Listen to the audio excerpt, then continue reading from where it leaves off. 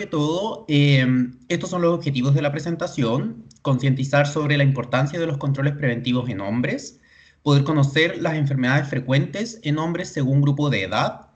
La idea es poder explicar qué es la próstata, la función que tiene y qué cambios va teniendo con la edad. Poder informar sobre el cáncer de próstata, cuáles son sus factores de riesgo, síntomas, prevención y una pincelada ahí sobre los tratamientos disponibles. Y la idea es que a través de esta charla podamos motivarlos a realizarse consultas médicas preventivas y mantener estilos de vida saludables. Esta es la hoja de ruta. La idea es comenzar con algunas palabras introductorias para luego detenernos en cuanto a los exámenes y los controles preventivos que le corresponden a los hombres. Luego vamos a ir más de lleno a qué es lo que es la próstata, su anatomía, la función. Nos vamos a detener sobre el cáncer de próstata y, como les comentaba, algunas generalidades de tratamiento, para luego ir cerrando con algunos consejos para poder tener un estilo de vida más saludables. Entonces, para comenzar, ¿por qué es importante hablar de salud masculina? Es importante por varias razones. Primero, la esperanza de vida en la población masculina tiende a ser menor que la población femenina. Nosotros ocupamos este parámetro que le llamamos esperanza de vida, que de alguna manera es el promedio, la tasa en que las personas viven. De alguna manera es una estimación.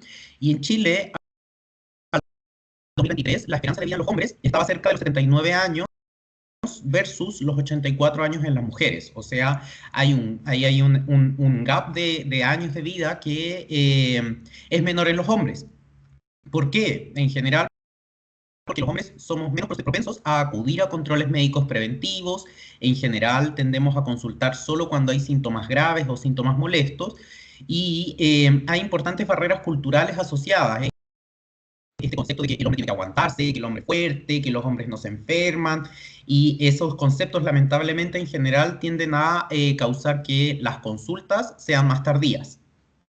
A este lado de la lámina tenemos un gráfico que habla un poco de lo mismo, las diferencias en algunas enfermedades frecuentes separadas por sexo. El verdecito oscuro son los hombres y el verdecito claro son las mujeres. Así vemos que en hipertensión la prevalencia, la proporción de hombres con hipertensión es mayor que mujeres. Lo mismo ocurre con el sobrepeso y obesidad, que es una enfermedad súper frecuente en la población chilena, que alcanza casi el 70% en los hombres versus el 64% en las mujeres. La historia no es distinta con el tabaquismo. Los hombres tienden a fumar más que las mujeres, y asimismo, como conversábamos, las personas que tienen el control preventivo en el último año son proporcionalmente más mujeres que hombres. O sea, los hombres tienden a tener sus controles más atrasados.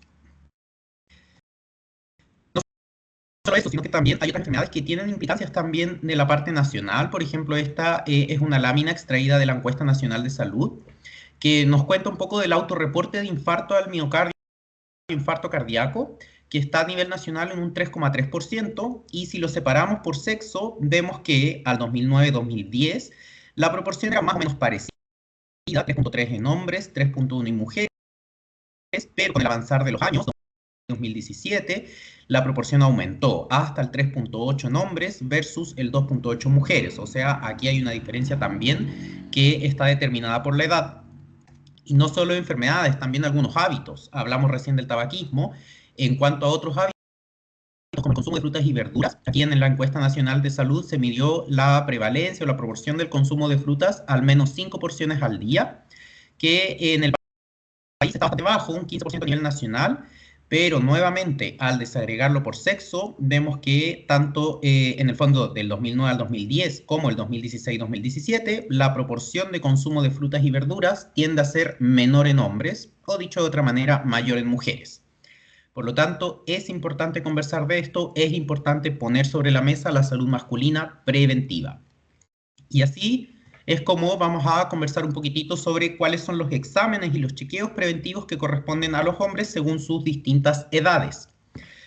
Primero, 20 a 35 años, acá en esta tabla, perdón, tenemos la primera fila que corresponden a las distintos tipos de evaluaciones que pueden realizarse, y en la primera columna están en el fondo desagregadas por edad.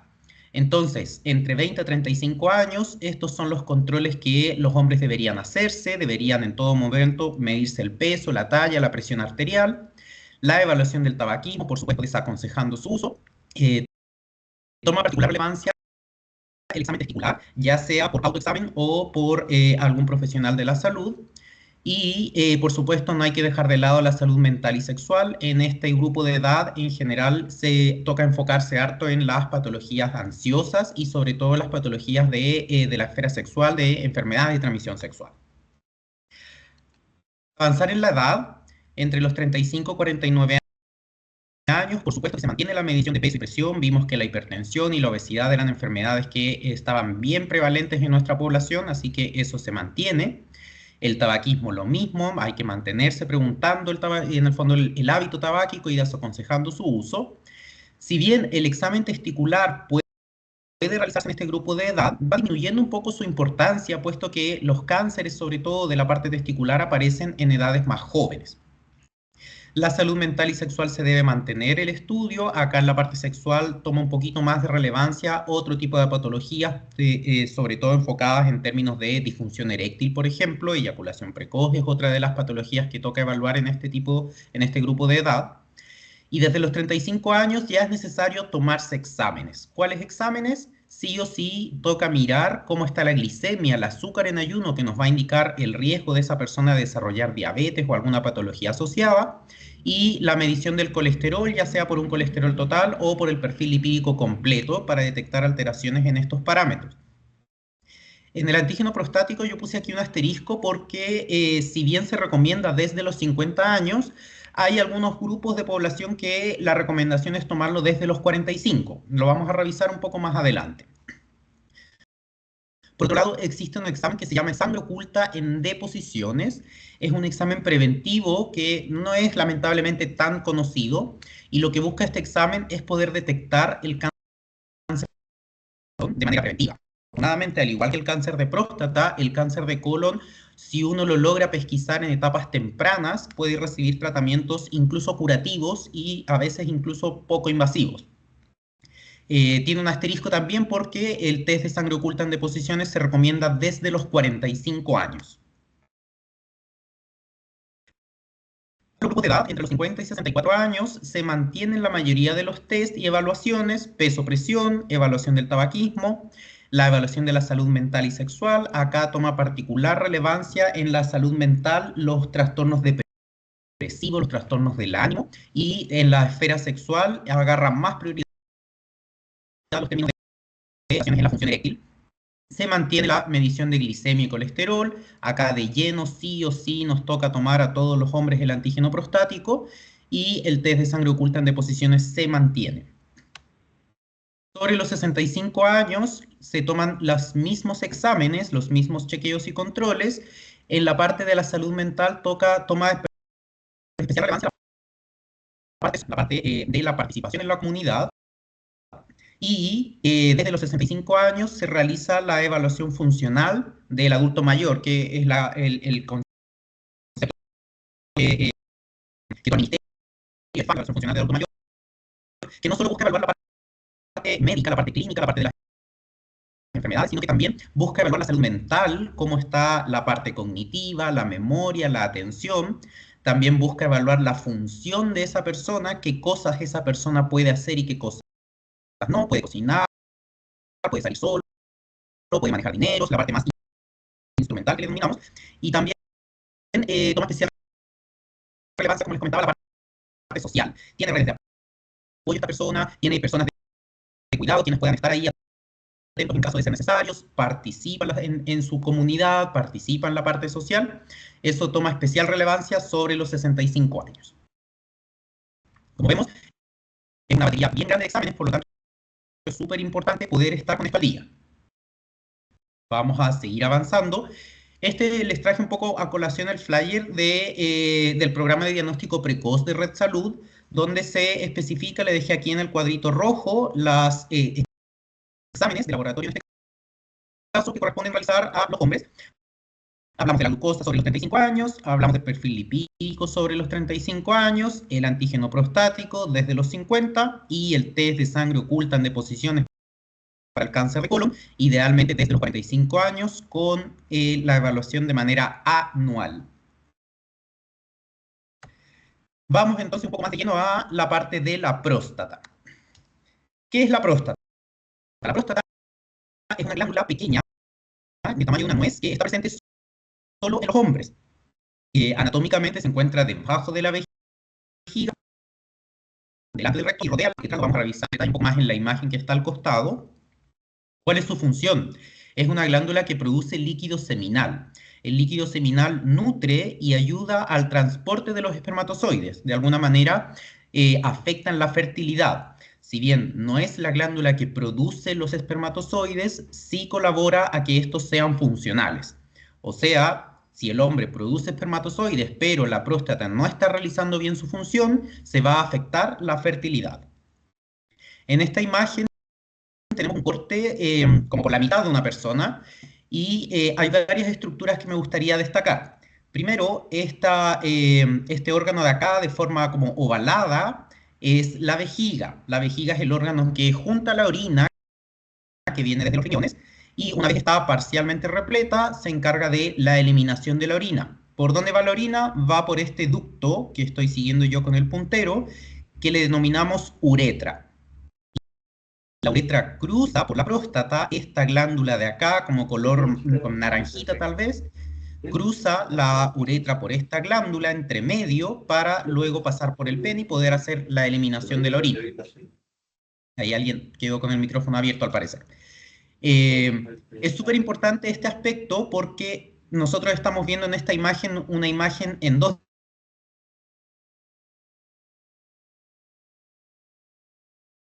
Doctor, se Ahí sí, silenció. Sí, ahí sí. ahora sí, ¿en qué parte quedé, perdón, Andrea? La uretra. La uretra, perfecto, qué bueno que estaban atentos. Sí. La uretra cruza por entre medio de la próstata. De alguna manera la próstata abraza este conducto y en unos minutos vamos a conversar lo importante de esto. Y el último aspecto que me gustaría destacar de esta imagen es la cercanía que tiene la próstata con el recto. Esta es la cavidad anal y acá está el ano. De alguna manera el recto es toda esta estructura y como podemos ver está bien cercana al tejido prostático, a esta glándula de acá. Vamos avanzando. ¿Qué cambios pueden ocurrir con la edad en la próstata? Principalmente son dos, hay varios, pero son dos los más importantes. Primero, una enfermedad que denominamos hiperplasia prostática benigna. ¿Ya? La hiperplasia prostática es un aumento de volumen, un crecimiento de la próstata, y esto es súper importante, no canceroso, no es maligna. Es común, en general, sobre los 45, los 50 años, a todos los hombres nos va a crecer la próstata, a algunos nos va a molestar más que a otros, pero en general, por un estímulo hormonal, a todos nos va a crecer y puede generar sobre todo síntomas urinarios. Como vemos aquí en esta imagen de acá abajito, la próstata vendría a ser este círculo de acá rosado y la parte amarillita vendría a ser el crecimiento de esta próstata. Esto de acá es la vejiga y el ducto, como podemos ver, la uretra está estrechada. En esta zona está bien estrecha porque la próstata no solo ha crecido hacia afuera en volumen, sino que también crece hacia adentro y aprieta este ducto que, como dijimos, lo abraza inicialmente. Entonces, de esa manera, cuando hay crecimiento prostático, los síntomas más molestos son de la parte urinaria. En general, ¿cuáles son esos síntomas? Notan que le ganas de orinar con mayor urgencia, menos capacidad para retener la orina, me dan ganas y tengo que rápidamente ir al baño. A veces las personas refieren que la fuerza del chorro, el calibre del chorro es más baja, es menos intensa, incluso en algunas ocasiones toca hacer esfuerzo para poder eliminar la orina. Otro de los síntomas frecuentes es que las personas, los hombres, terminan de orinar y quedan goteando por algunos segundos o quedan con la sensación de querer seguir orinando sin poder hacerlo. Y uno de los síntomas que a veces motiva la consulta es nosotros le llamamos nicturia, que es el aumento de la frecuencia de la cantidad de orina, pero en la noche. ¿Sabes qué? Yo antes me levantaba una vez en la noche a orinar, desde un tiempo hasta ahora me estoy levantando 3, 4 veces a orinar. Esos son señales de crecimiento prostático. Y otro de los cambios que puede sufrir la próstata con la edad es efectivamente el cáncer de próstata. Es un crecimiento anormal de células malignas en la próstata y lamentablemente, en general, en las fases iniciales no da muchos síntomas. ya en general es asintomática. Y al igual que la mayoría de los cánceres, si uno no lo detecta a tiempo, se puede extender a otros órganos, a otras partes del cuerpo. El cáncer de próstata principalmente se distribuye de manera inicial a huesos y a ganglios. Y acá en la imagen tenemos un tumor. En el fondo podemos ver que la próstata en su estructura está bastante conservada, el ducto, la uretra, no está con ningún tipo de estrechez, sin embargo, hay ahí una masita que está creciendo lenta y silenciosamente, ¿ya? Entonces, vamos de lleno entonces al cáncer de próstata. Como yo les comentaba, es un crecimiento anormal y descontrolado de las células de la próstata, ¿ya? Y puede ser asintomático en la manera inicial. Como vimos, no siempre este crecimiento está alojado cerca de la uretra o cerca de otras estructuras, entonces cuando es pequeño, pocas veces da síntomas. Lamentablemente tiene este potencial de distribuirse a otros órganos, los huesos son los principales afectados y también se distribuye a los ganglios linfáticos. Los ganglios son como centros de control que los tenemos distribuidos en todo el cuerpo. Entonces, una vez el cáncer logra llegar a algún ganglio, le es mucho más fácil distribuirse a otros órganos. En Chile es el cáncer más común en hombres. Afortunadamente no es la primera causa de muerte, pero sí la segunda. La primera causa de muerte está determinada por el cáncer gástrico, el cáncer de estómago, la segunda es el cáncer de próstata y la tercera corresponde al cáncer de pulmón. De ahí la importancia que conversábamos al comienzo de desaconsejar el tabaco, el cigarro. Y acá en esta tablita yo les quise traer los factores de riesgo. Los factores de riesgo son ciertos elementos que hacen que esa persona tenga más probabilidad, tenga más riesgo de desarrollar una enfermedad de cáncer de próstata. Tenemos la edad, sobre los 50 años aumenta el riesgo de poder desarrollar algún cáncer de próstata, por eso que la recomendación de tomarse el examen va desde los 50 años. Los antecedentes familiares también son relevantes, sobre todo los antecedentes familiares de primer grado. Papá o hermanos con antecedentes de cáncer de próstata aumentan el riesgo de esa persona, de ese hombre, de desarrollar un cáncer de próstata también.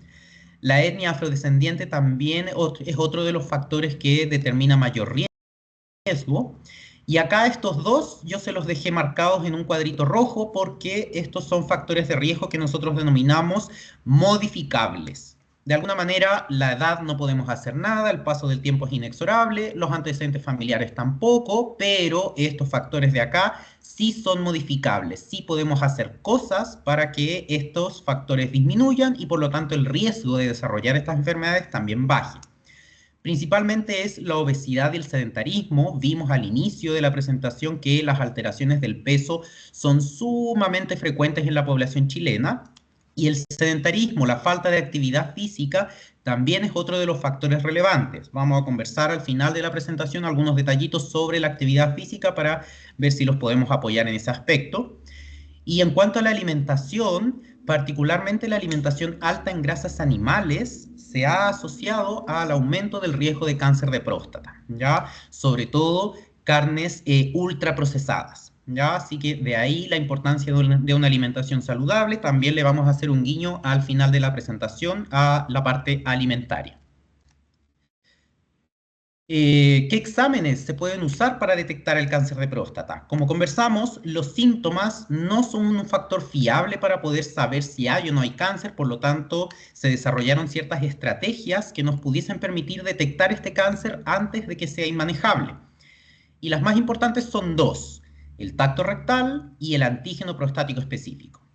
Hablemos primero del tacto rectal. Es bien conocido, es un examen rápido que lo realiza un médico y como dice el nombre, permite palpar la próstata a través del recto y la idea es poder detectar alteraciones en la forma, en la simetría, que tenga alguna masa, alguna irregularidad, que la consistencia no sea la adecuada, etc.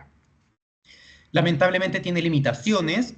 Por la naturaleza del examen puede generar incomodidad, puede generar vergüenza y eso a su vez retrasar que este hombre acuda a sus controles preventivos, pero además tiene otras limitaciones. La primera tiene que ver con la experiencia, ¿ya? Para que el tacto rectal sea fidedigno, sea confiable y sea una herramienta con la cual yo pueda decir, ¿sabes qué? Esta es una próstata sospechosa o no. Ese profesional médico tiene que hacer, como le decimos nosotros, tener una curva de aprendizaje, hacer un número determinado de tactos al día, de alguna manera tener una buena experiencia y un buen bagaje en términos de la realización de tactos rectales. Y lamentablemente eso se logra súper poco en la consulta de la mayoría de los médicos. Los urólogos son una excepción a la regla, a ellos les toca hacer tactos rectales en el día a día, por lo tanto ellos sí alcanzan su curva de aprendizaje y podríamos decir que el tacto rectal realizado por el urólogo, perdón, es mucho más confiable que el realizado por algún médico general o por ejemplo por algún médico familiar como yo. Y otra de las limitaciones importantes que tiene este tipo de examen la podemos visualizar aquí en esta imagen. Aquí el médico está introduciendo su dedo a través del recto y está palpando este tejido que es la próstata. Si este médico tiene la experiencia, puede notar si hay alguna irregularidad en ese tejido. Sin embargo, como vimos que la próstata abraza la uretra, el tejido prostático que está por delante de la uretra y que se aleja del recto, no lo podemos palpar. Por lo tanto, de alguna manera, podemos estar seguros si esta zona, la zona más cercana al recto, tiene alguna masa, alguna lesión, pero quedamos bastante ciegos a el resto de la próstata. Es por eso que el tacto rectal, si bien es útil, cada vez estamos desaconsejándolo como técnica de tamizaje. Ya nos sirve si soy un profesional experto en urología, me sirve, pero no se recomienda su uso exclusivo para determinar el riesgo de este hombre de tener un cáncer de próstata. Y de ahí es que aparece el famoso antígeno prostático específico, el APE, como le decimos. El antígeno prostático específico es un examen de sangre que mide los niveles de una proteína que solo produce la próstata, ¿ya? Ahora, no es sinónimo de cáncer. Si este examen está alterado, pueden haber otros elementos que hagan elevar esta proteína que produce la próstata. Como dice ahí la frase, su elevación puede tener múltiples interpretaciones. Lamentablemente, una de ellas puede ser cáncer y es por eso que cuando el antígeno prostático está elevado, toca hacer una búsqueda un poco más profunda. ¿Cuáles son los valores? Acá yo le traje esta tablita de los valores normales. Cuando el antígeno prostático está bajo 3, hablamos de que está normal. El riesgo ahí es sumamente bajo y en general nos quedamos bastante tranquilos. Cuando el antígeno prostático está entre 3 y 4, es un rango intermedio. Ahí nosotros hablamos que es una zona gris, porque va a depender un poco la edad de este hombre en relación a la determinación si es un examen alterado o no. Entre los 50 y 59 años se considera que este examen es no concluyente. ¿Ya? Uno no espera que entre esta edad, entre los 50 y 59, haya una elevación del antígeno prostático y por lo tanto ahí es necesaria la evaluación por algún urólogo. Por otro lado, si el hombre tiene más de 60 años, como vimos al comienzo, es normal que la próstata crezca con la edad. Entonces, en estos contextos, cuando el hombre tiene más de 60 años, nos quedamos tranquilos que el examen de la próstata esté entre 3 a 4. Por otro lado, cuando el antígeno prostático está sobre 4, da lo mismo la edad de ese hombre y se tiene que examinar. ¿Y a quién y cada cuánto hay que hacer este examen? Depende, lo conversamos al inicio.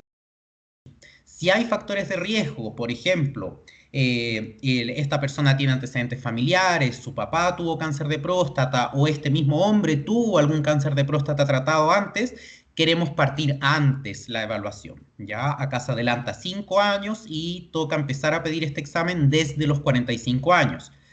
Por otro lado, si es un hombre que no tiene factores de riesgo, no tiene alteraciones del peso, tiene estilos de vida saludables, en ese sentido podemos partir el chequeo del antígeno prostático desde los 50 años, que es lo que formalmente está establecido.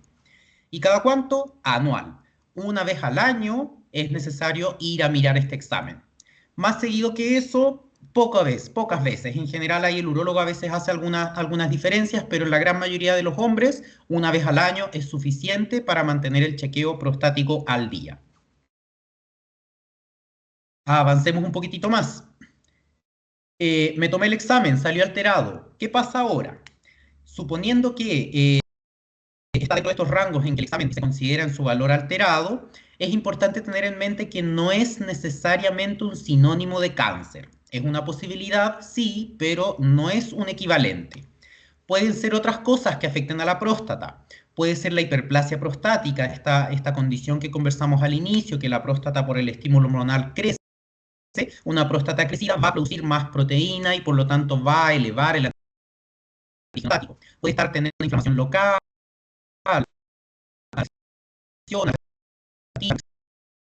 todos esos factores puede elevar el antígeno prostático sin que eso sea cáncer.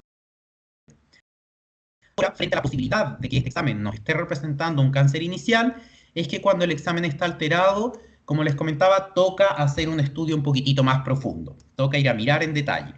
¿Y cuál es el paso siguiente? Es tomar una imagen, ¿ya? La imagen que es de excelencia para poder ver la próstata en detalle es una resonancia magnética, ¿ya? La resonancia magnética, para los que no lo tienen en mente, es este examen imagenológico bien potente en términos de resolución, donde a uno lo introducen en un tubo, toca estar quietecito por más o menos harto rato, y nos da una imagen bien específica, bien detallada de qué es lo que está pasando en ese tejido prostático.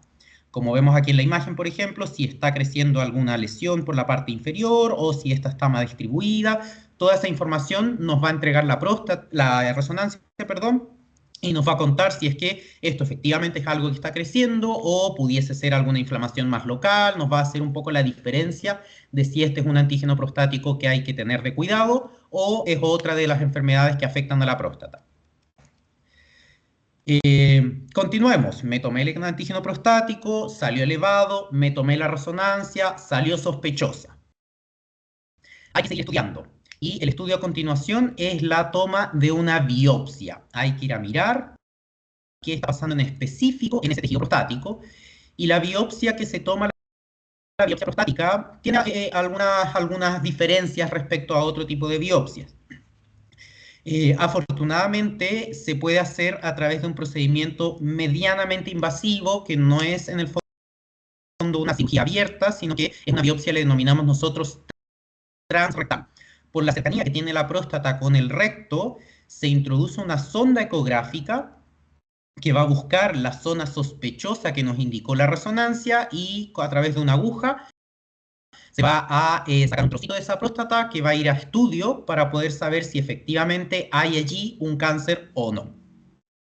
¿Qué pasa a continuación? Tomamos la biopsia y lamentablemente se confirmó que esto era un cáncer. El cáncer de próstata tiene múltiples tratamientos y va a depender qué tratamiento uno escoja del tipo de cáncer, en el fondo de varias cosas. Primero, va a depender de la edad de la persona. Así, una persona de 80, 90 años, por ejemplo, puede que no alcance, aunque suene más o menos extraño, puede que no alcance a desarrollar un cáncer en sí, que veamos un cáncer inicial, y como el cáncer de próstata se demora algunos años en crecer, tal vez para esa persona, según su edad, no va a determinar un problema en su salud. Por otro lado, si no es una persona más joven, a lo mejor vamos a querer ser un poco más agresivos, va a depender ahí de la edad de la persona y de su estado general de salud.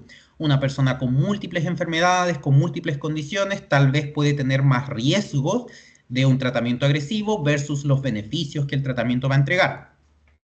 Por supuesto que va a depender del grado de agresividad del tumor. A eso nosotros le llamamos etapificación. Qué tan grande está esta lesión cancerígena, está distribuida a otros órganos, está afectando a otros órganos cercanos, y a eso nosotros le denominamos etapificación. Como vemos aquí en la imagen, en general el cáncer de próstata puede tener hasta 4 estadios. El estadio 1 vendría a ser el más leve, donde el cáncer de próstata está solo en un lugar de la próstata, como uno dice ahí en buen chileno, está como encapsulado. A medida que vamos avanzando en los estadios, el cáncer puede distribuirse a otros órganos, como por ejemplo en el estadio 4, donde hay una gran masa tumoral en la próstata, pero no solo eso, sino que también se ven afectados los tejidos circundantes. Dijimos que el cáncer de próstata puede dar lesiones a distancia, sobre todo a huesos y a los ganglios linfáticos. Y para poder saber no solo la extensión en la próstata de este cáncer, sino poder saber si es que hay cáncer en otras partes del cuerpo, muchas veces son necesarios estudios adicionales. Como por ejemplo este, que es un examen más específico que se llama PET-CT, es un examen imagenológico que lo que busca es determinar metabolismo celular, en el fondo, qué lugares están consumiendo mayor energía, y esa es una de las características principales de los cánceres. Los cánceres, al ser un tejido que está en constante renovación, consume mucha energía, y esto lo podemos ver en algunas imágenes. Por ejemplo, aquí podemos ver que hay una importante captación en la parte prostática. Por lo tanto, ahí uno empieza a sacar conclusiones, el radiólogo, de si este cáncer está distribuido en otros órganos, si está localizado solo en la próstata, y por supuesto que eso va a diferenciar un poco el abordaje terapéutico. Por supuesto que son importantes las preferencias personales. Acá la decisión no la toma solo el médico, no la toma el urólogo, la toma el paciente, la persona, el usuario, en conjunto con su tratante. Ya es una decisión que toca conversarla, poner sobre la mesa los pros, los contras y, por supuesto, las expectativas y necesidades de esa persona en particular. ¿Cuáles son los tratamientos disponibles? Vimos que dependían de varios factores y, por lo tanto, hay varios tipos de tratamientos. Acá en esta lámina yo les traje primero algunos detalles de los tratamientos que nosotros denominamos conservadores, o sea, tratamientos que no implican mucha intervención. Y hay particularmente dos modalidades: la vigilancia activa, que es un seguimiento constante, estrecho, bien mateo, bien asiduo a los controles médicos, que se prefiere sobre todo en el cáncer localizado que tiene bajo riesgo de extensión, ¿ya? Como vamos a ver adelante, extraer la próstata no es gratis. En el fondo trae algunas complicaciones en la salud masculina, por lo tanto no queremos sacar próstatas de más. Y en ese sentido, cuando uno decide hacer vigilancia activa, se mantiene al paciente en un seguimiento bien estricto, porque si es que hay algún tipo de progresión, si hay señales de que este cáncer va avanzando más rápido de lo esperado o hay algún tipo de complicación, rápidamente nos enfocamos a un tratamiento más intervencional. Por otro lado, está la observación, que viene a ser una vigilancia, pero menos activa, ¿ya? Es un seguimiento más laxo, más flexible, como uno diría, un poco más relajado, y el tratamiento acá vendría a ser solo si hay síntomas relacionados con este cáncer. Por ejemplo, como conversamos, una persona mayor, con múltiples enfermedades, en las cuales uno puede prever que un tratamiento muy agresivo va a traer más complicaciones que beneficios. Acá uno puede ser un poco más laxo en el seguimiento y estar atento a la presencia de síntomas. Por ejemplo, si este cáncer crece y empieza a molestar la uretra, tal vez el manejo adecuado en esa persona en particular vendría a ser dejar o apoyar a esa persona en la orina, en el fondo, que puede orinar sin dificultad, más que embarcarnos en un tratamiento agresivo contra este cáncer. Va a depender de múltiples factores. Ahora, si decidimos hacer un tratamiento más intervencional, más terapéutico, tenemos varias alternativas también. La cirugía lejos es la más relevante, ¿ya? La extracción de la próstata, la extirpación de la próstata, le llamamos prostatectomía, y puede ser de varias vías. Puede ser vía abierta o la que se prefiere actualmente, la vía laparoscópica, que es la que vemos acá en la imagen. De alguna manera se introducen pocas herramientas dentro del abdomen y a través de la tecnología ahí vamos retirando el tejido prostático. Es un procedimiento que tiene muchas menos complicaciones y es mucho más rápida la recuperación versus una cirugía abierta. Ahí al cirujano, al urólogo, le toca tomar la decisión en conjunto con el afectado, con la persona. Existen otros tipos de tratamiento que en general van a colaborar al tratamiento quirúrgico. Uno de ellos es la radioterapia. En términos simples es como la exposición a una especie de rayos X que de alguna manera van a detener el crecimiento de esta próstata enferma y puede ser una alternativa a la cirugía, tanto en enfermedad localizada como en enfermedad avanzada. A veces se ocupa cuando el cáncer de próstata es un poco más grande de lo que la cirugía puede abordar. Ocupamos radioterapia previa para disminuir el tamaño de esta próstata y así poder lograr mejores resultados a través del procedimiento quirúrgico. Por otro lado, la próstata es un órgano que es bien sensible a ciertas hormonas. Y cuando está enferma, cuando tiene cáncer, se mantiene esta sensibilidad al tejido, a los tratamientos hormonales. Por eso, la hormonoterapia es una técnica que funciona para el manejo del cáncer de próstata. Muy poquitas veces se ocupa sola. En general se ocupa en conjunto con otro tipo de procedimientos. Por ejemplo, yo saqué la próstata y además dejé a esta persona con un tratamiento hormonal para que la próstata no vuelva a crecer. por ejemplo, ¿ya? Y como dice ahí, se puede usar en combinación con otras terapias. La quimioterapia, lejos, es una de las más conocidas.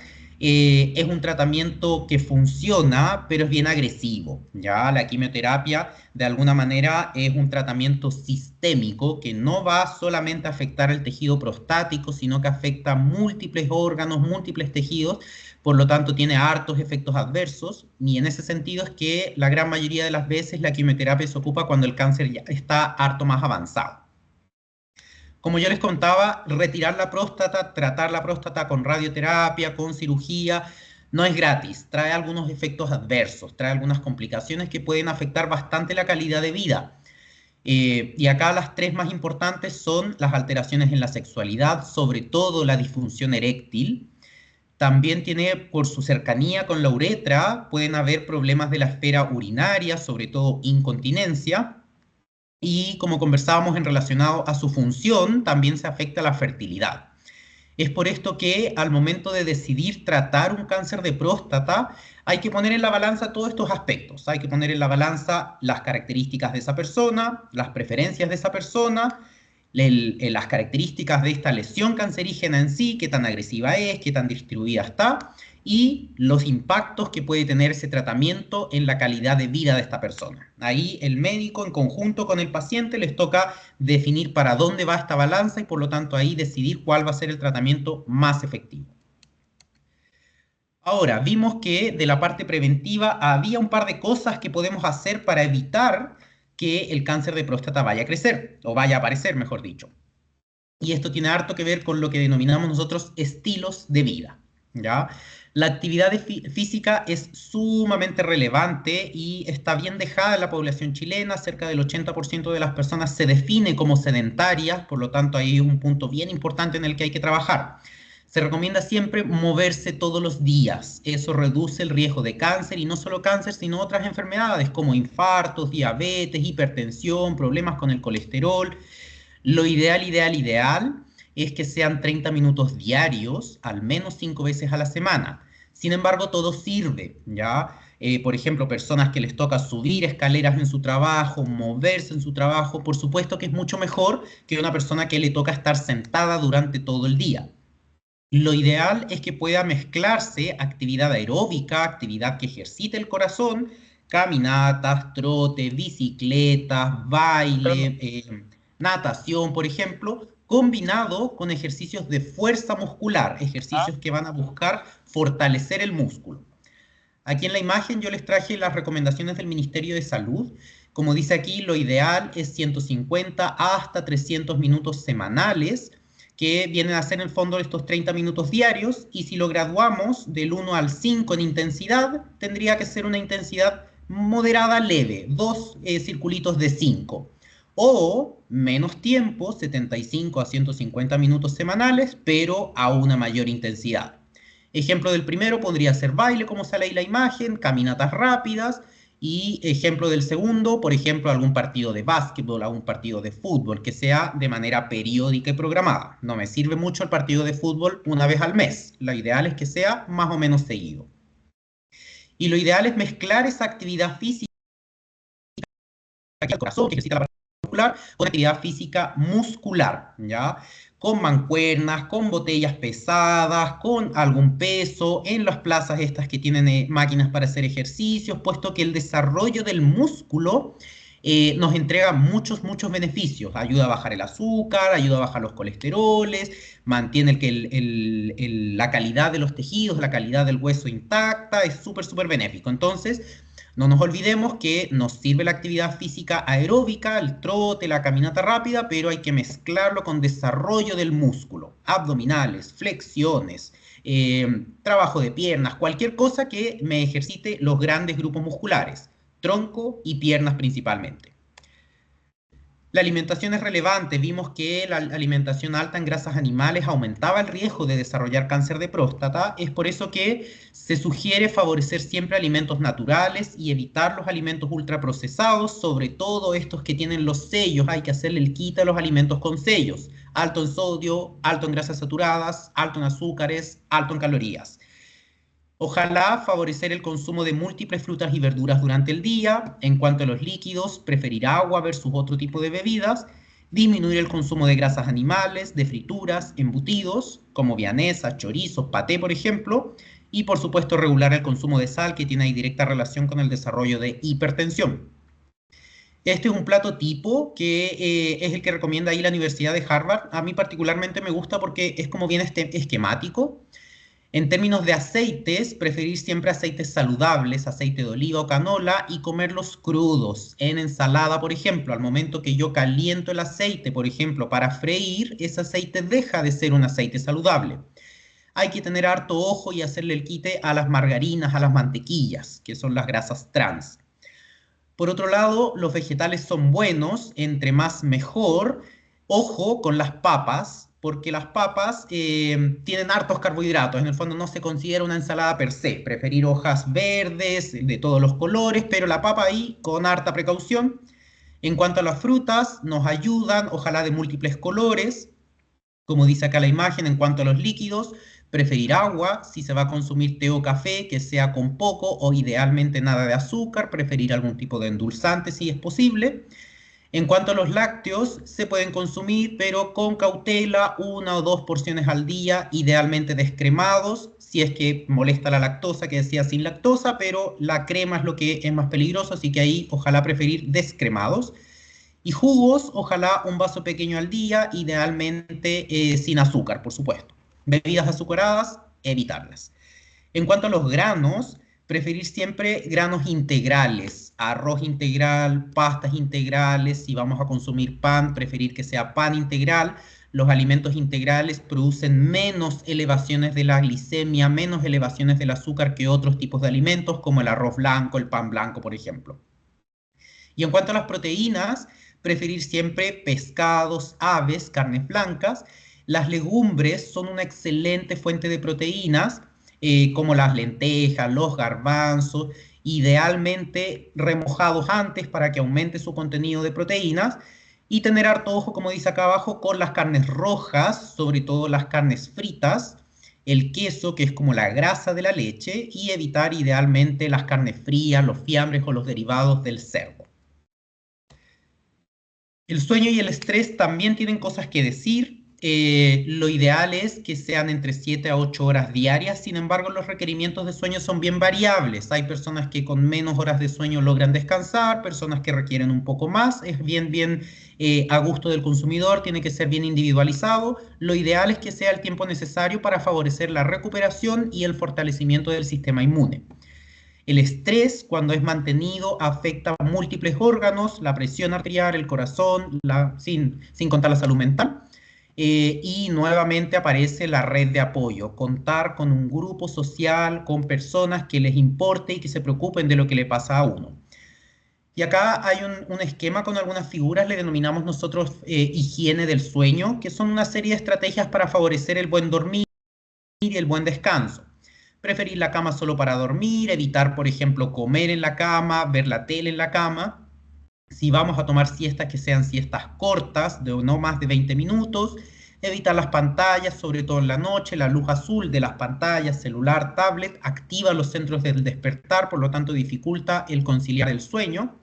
Evitar el alcohol, favorecer actividades relajantes nocturnas, un entorno adecuado, con luminosidad adecuada, con música adecuada si es necesario. Y evitar hacer ejercicios muy intensos durante la noche, ojalá no comer más allá de las 8 de las 10 de la noche, comida ligera, favorecer rutinas nocturnas que preparen al cerebro a esta actividad de descanso. Antes de acostarme voy a lavarme los dientes, voy a leer una página de un libro, cosa que el cerebro vaya entendiendo que es momento de transicionar de la etapa activa a la etapa de sueño. Idealmente levantarse a la misma hora. Por supuesto, si yo todos los días me levanto a las 6, a las 5 de la mañana, no podemos pretender que el fin de semana se mantenga ese horario, pero evitar estas siestas prolongadas. Por ejemplo, de lunes a viernes a las 5 de la mañana, pero el fin de semana paso más allá de las 12. Lo ideal es que eso no sea una rutina. Y por supuesto, consultas preventivas. Al menos una vez al año, si es que algún examen resulta alterado, puede que toque hacerlo un poco más frecuente, pero al menos una vez al año. y realizarse los exámenes preventivos. Yo aquí nuevamente les traigo el flyer, pero esta vez los traigo completo con hombres y mujeres del programa de diagnóstico precoz de Red Salud, ¿ya? Ahí es súper importante la periodicidad de los exámenes, al menos una vez al año. A modo de conclusiones, algunos puntos claves. Primero, es importante hablar de salud masculina, pues este grupo de población es menos propenso a consultar en momentos preventivos y como revisamos existen barreras culturales asociadas a las consultas preventivas de los hombres. Los exámenes y los controles preventivos tienen relevancia durante todo el ciclo vital, ya no solo desde los 40, no solo desde los 65, sino que a edades tempranas hay que partir con algún tipo de chequeo. Y las evaluaciones prostáticas, por supuesto, tienen que ser una parte de estas evaluaciones, sobre todo con el antígeno prostático. La próstata, como revisamos, es un órgano que está presente solo en el hombre, tiene varias funciones y con la edad puede sufrir cambios. Hablamos de la hiperplasia prostática benigna, este crecimiento no canceroso de la próstata, y hablamos del cáncer de próstata. Y el paso inicial frente a un antígeno prostático alterado, a esta técnica para pesquisar el cáncer de próstata de manera precoz, es realizar la confirmación diagnóstica. Me resulta el examen alterado, toca ir a mirar con una imagen qué es lo que está haciendo que este examen se altere.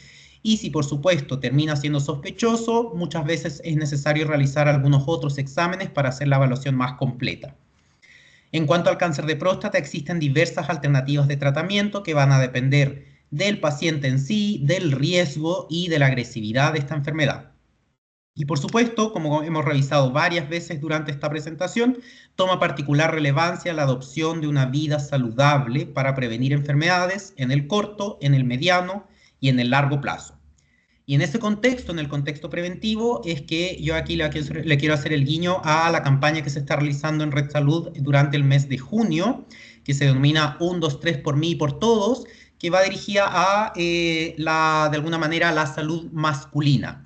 Acá la invitación es acercarse a los centros médicos, a las clínicas de Red Salud, y no es necesaria una orden médica con el examen o los exámenes respectivos, sino que hay órdenes médicas disponibles en las recepciones de las tomas de muestras para que de alguna manera nos saltemos ese paso y sea un poco más expedito el flujo. Estas están disponibles en todos los centros médicos y las clínicas de Iquique a Magallanes, y la idea es aprovechar esta campaña hasta el 30 de junio, pero si incluso logramos no alcanzar esta fecha, la invitación siempre está a realizarse los exámenes preventivos.